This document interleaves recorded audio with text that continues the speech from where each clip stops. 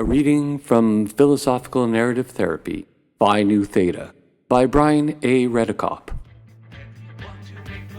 Chapter 5. The Equipped Forces, Idealism in Social Reality and Pragmatism in Natural Reality.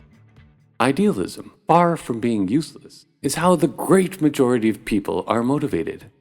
Pragmatism is useful, and not just for us humans. All animals and insects operate according to the search for more efficient ways of finding nourishment and shelter.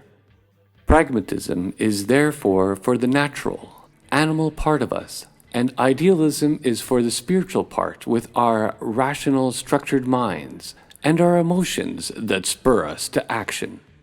Our social reality is created by idealism as an act of imagination and interpretation of facts.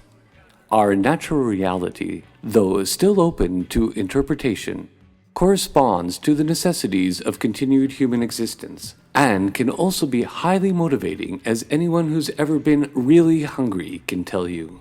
The best response to our natural reality is pragmatism, or what one might call practicality, in order to ensure continued existence.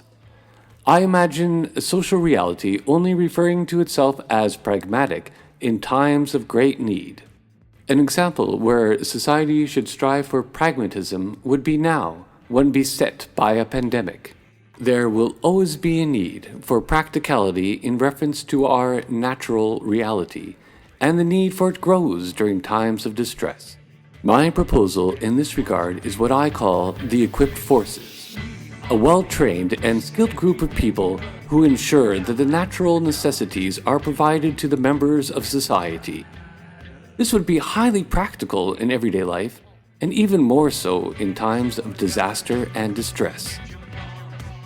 The current social reality.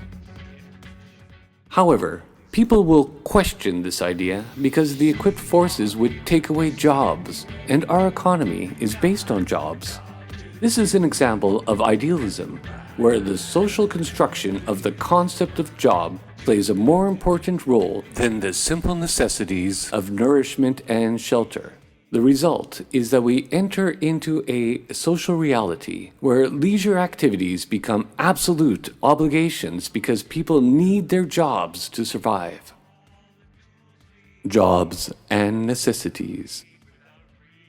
Jobs are related to money, a purely social reality that is used to procure both natural necessities and leisure activities alike, with leisure activities generally being given a higher monetary value. How much lettuce could you buy for the price of the latest cellular phone? The needs of society would be handled by its equipped forces, and all the rest would then be leisure.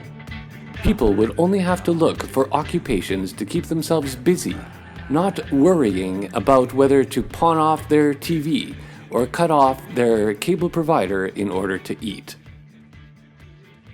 Leisure and occupations